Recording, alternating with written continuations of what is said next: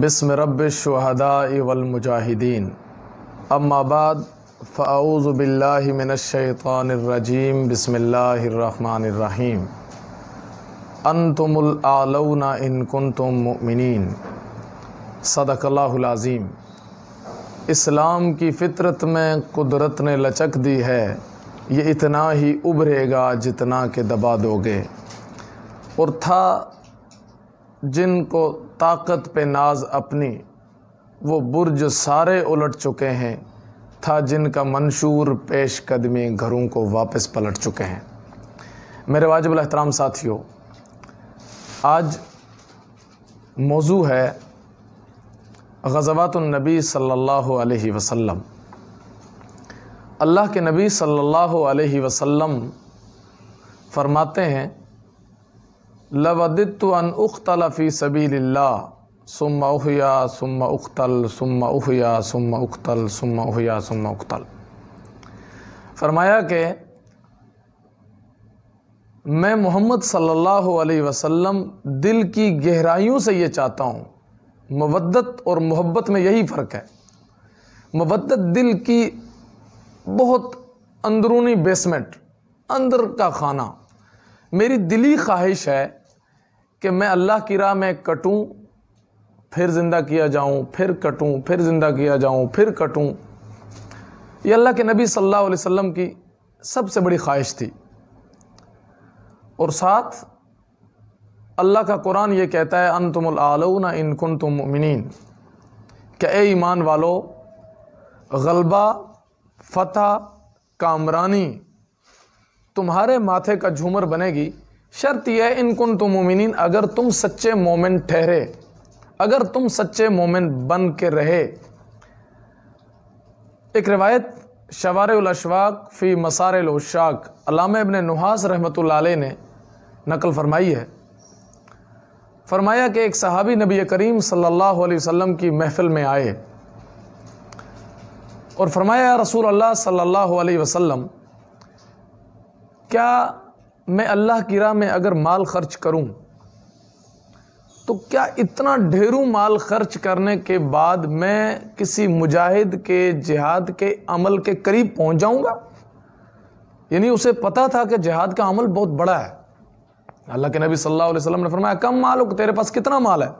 فرمایا 6,000 دینار، میرے پاس 6,000 دینار ہیں۔ دینار سونے کا، درہم چاندی کا ہوتا ہے۔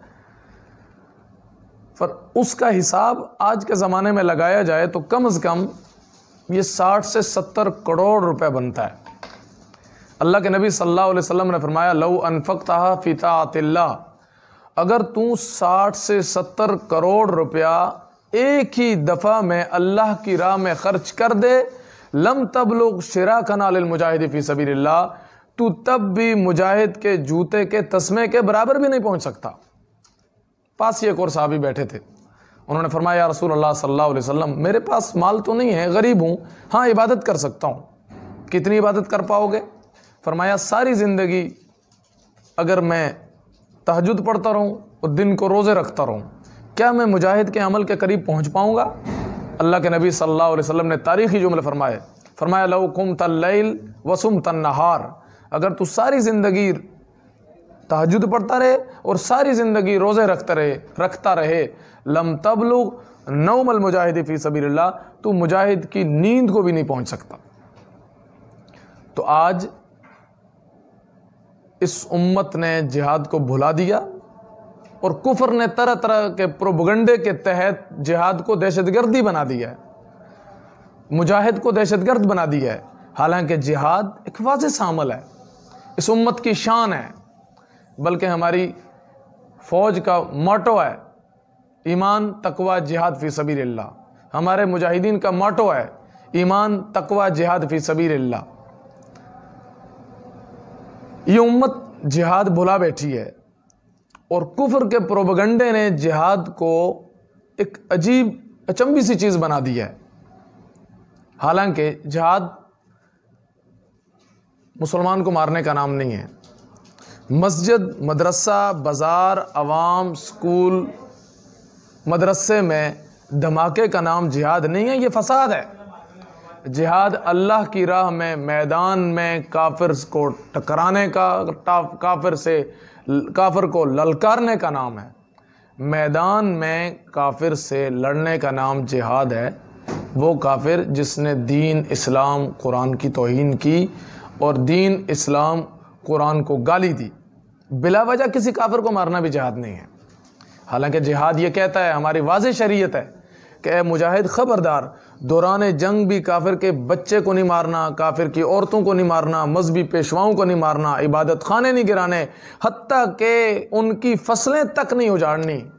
جو اسلام کافر کی فصلیں نہیں اجاڑنے دیتا، وہ اسلام بے گناہ کسی مسلمان کا لہو کیسے بہانے دے سکتا ہے؟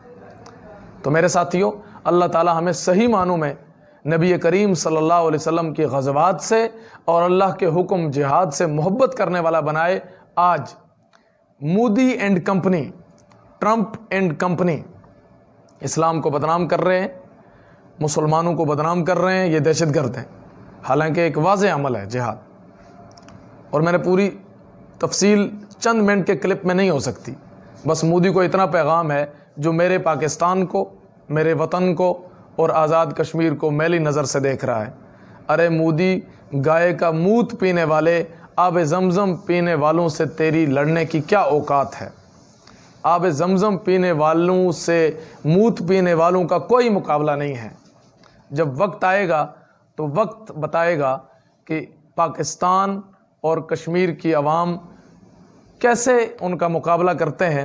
اللہ تعالی ہمیں صحیح معنوں میں جہاد سے محبت کرنے والا، وطن کے دشمنوں سے ٹکرانے والا بنائے، اور اللہ رب العزت میرے ملک کو امن کا گہوارہ بنائے۔ اور آخری پیغام اپنے کشمیری بھائیوں کے نام کہ سڑکیں بلاک کرنے سے، ٹائر جلانے سے، نعرے لگانے سے آزادیاں نہیں ملا کرتی۔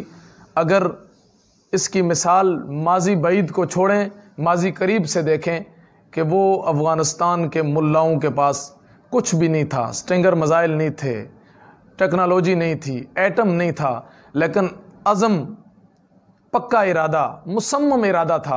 اور جب میں نے آیت پڑھی، اس آیت کے تحت انہوں نے اپنے آپ کو ڈھالا، اور اللہ کا قرآن بھی کہہ رہا تھا انتم الاعلون ان کنتم مؤمنین، اے ایمان والو، غلبہ، فتح، کامرانی تمہارے ماتھے کا جھومر بنے گی، شرط ہے ان کنتم مؤمنین، اگر تم پکے مومن ٹھہرے۔ جب ہم پکے مومن ان کی طرح بنیں گے، آزادیاں ہمارا مقدر بنے گی، ہمارے ماتھے کا جھومر بنے گی۔ اللہ ہمیں اپنا حق کفر سے لینے کی اور چھیننے کی توفیق نصیب فرمائے۔ اگر یہ نہیں ہوگا تو پھر کسی شاعر نے خوب کہا ہے، اس قوم سا بے حس تو پھر کوئی نہیں ہے، جو ظلم تو سہتی ہے بغاوت نہیں کرتی، اب جس کے جی میں آئے وہ پائے روشنی، میں نے تو دل جلا کے سر عام رکھ دیا۔ وآخر دعوانا الحمدللہ رب العالمین۔